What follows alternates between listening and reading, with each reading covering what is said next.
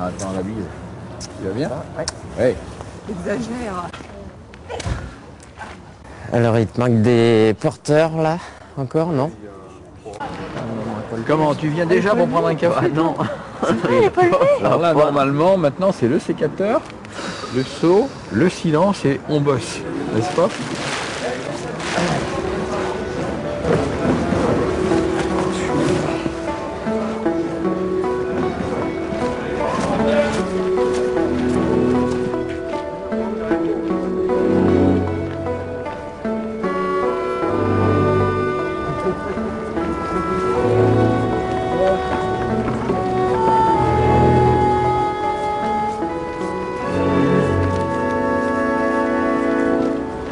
La jeune femme qui a des cheveux...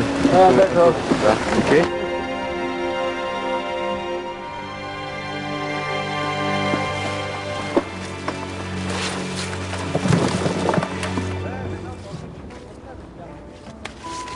Onze, 12, 13, 14, 15, 16, 17. Ça y est, votre équipe est au complet? Non, pas encore.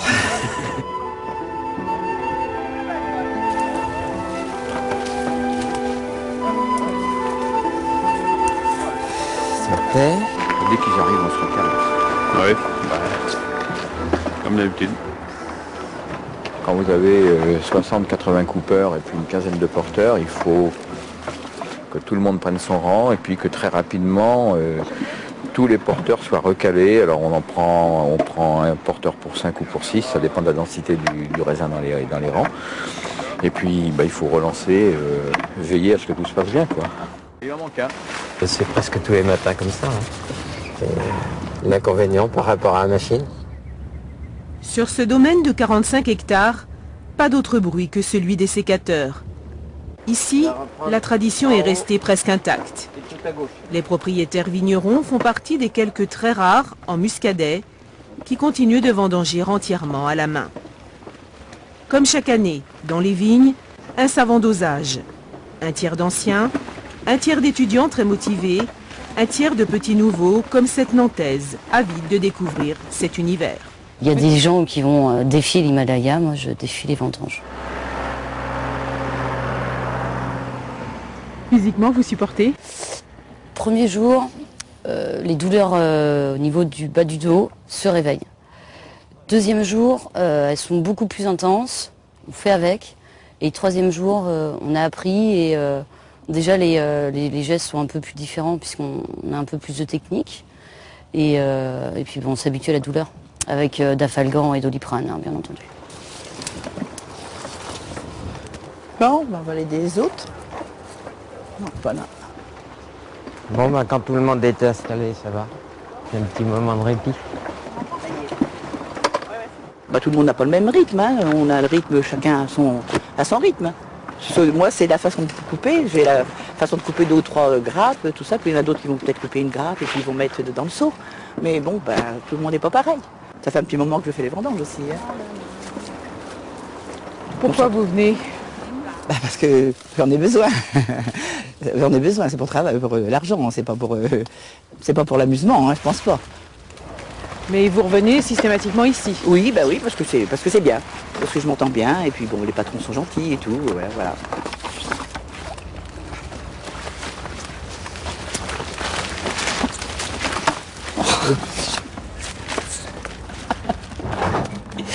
Ça arrive très souvent.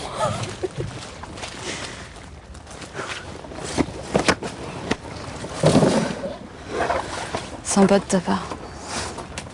On va loin là ou pas? On a le temps de fumer une clope, tu crois? Ah non, pas du tout. Bon.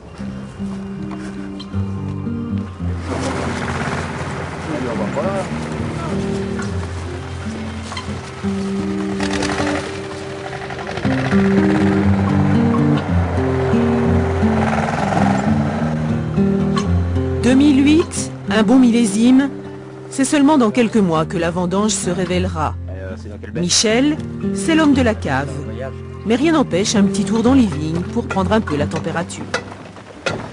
Ah oui, c'est pas mal. Pas mal. que l'autre jour avec la pluie on craignait que de la pourriture se développe. Bon, on a vu quelques grains mais ça n'a pas trop de conséquences. On doit faire encore du muscadet de qualité.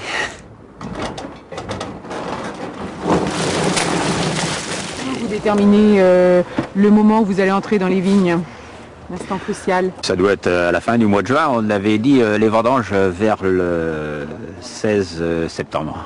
Et on a commencé les vendanges le 16 septembre. Pourquoi? Parce que la date de la fleur est un point essentiel pour permettre de prévoir la date des vendanges. Chez nous, 90 jours, 3 mois. Alors, mi-septembre, on regarde le calendrier, la lune. Alors, la pleine lune, c'était le 15 ou le 16, et on sait que les raisins gagnent toujours jusqu'à la pleine lune. Allez hop, c'est bon, merci. On a quelques grains de pourriture, mais le temps sec, avec le temps sec qu'on a actuellement, ça ne devrait pas se développer. C'est une année quand même très particulière avec le gel. Oui, parce que il y aura peu de rendement. Vous voyez là, nous avons eu 3 grappes sur la cèpe, alors qu'en bonne année, un cèpe comme ça, il aurait eu au moins 8 grappes.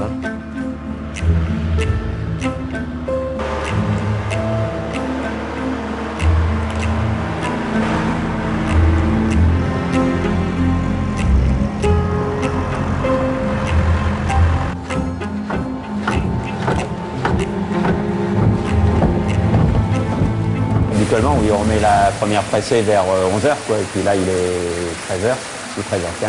Et bon, il y a une pressée, mais ça n'a pas été, on n'a pas été bousculé ce matin, malheureusement. Si, c'est voilà 2 ans, vous étiez venu. 2 ans plus que ça. Ah, c'est bon, tiens. Ah bah, y en a... En guise d'apéro, ça réveille. Ah, tiens. Ah, il est bon. C'est impeccable. Pour moi, c'est dur.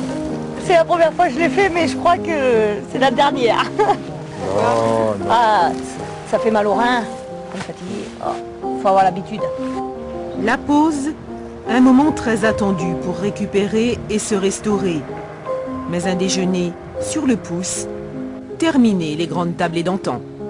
Ah bah, il y a un peu de nostalgie, c'est vrai, mais bon, on vit avec son temps, Il faut l'accepter, il n'y a pas le choix. Les règles sanitaires qui s'imposent à tout employeur qui veut nourrir son personnel, donc obligent à avoir des installations aux normes, comme on dit, c'est-à-dire des règles d'hygiène qu'on ne peut pas respecter pour nourrir des vendangeurs pendant une dizaine de jours. Alors, tant pis pour la convivialité.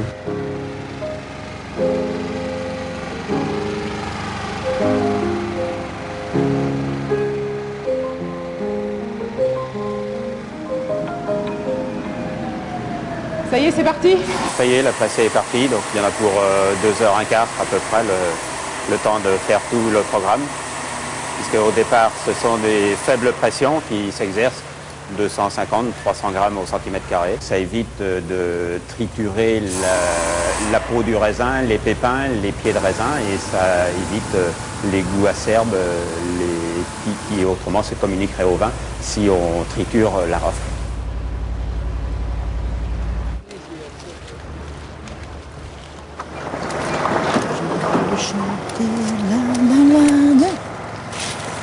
Cooper, porteur, le balai dans les vignes reprend.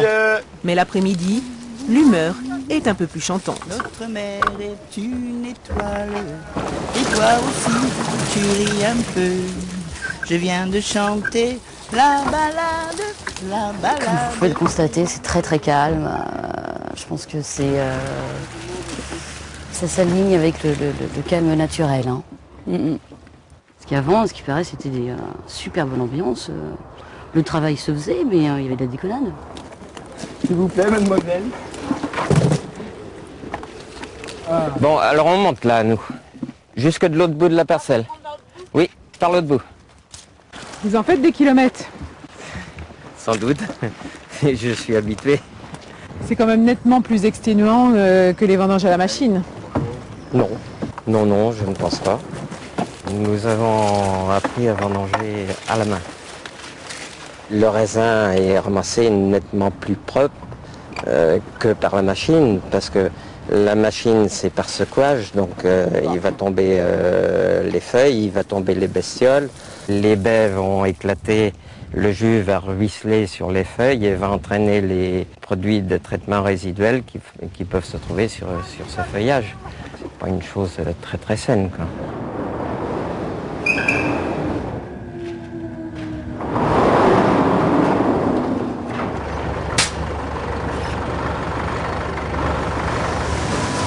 Au pressoir, le travail se poursuit aussi avec l'évacuation de la rafle afin de laisser place à la vendange du soir. Dans les cuves, le jus de raisin se transforme doucement en vin nouveau.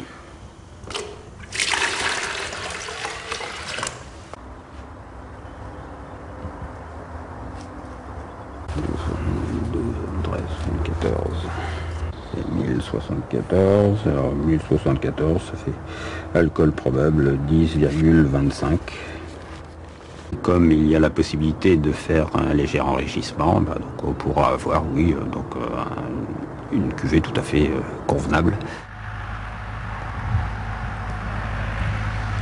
Quelquefois, on nous a indiqué que nos vins étaient bons, mais qu'ils étaient démodés. Alors, point d'interrogation, qu'est-ce que c'est un vin à la mode ou qu'est-ce que c'est un vin démodé? Alors, qu'est-ce qui doit être mis en cause? Est-ce que c'est la méthode traditionnelle ou est-ce que c'est une relative industrialisation de la production? C'est pas facile de répondre à ça. Ce n'est donc pas demain qu'on verra des machines à vendanger chez vous? Oh bah, c'est pas un projet, hein. Machine à vendanger, c'est une autre manière de travailler, hein. C'est une évolution. Pour nous, c'est pas spécialement un progrès.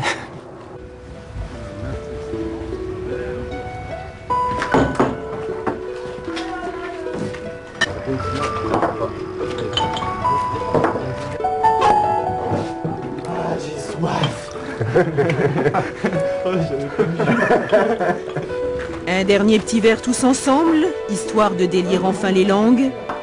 La journée s'achève, mais d'autres, aussi rythmés, attendent cette équipe de vendangeurs. Allez, à la vôtre.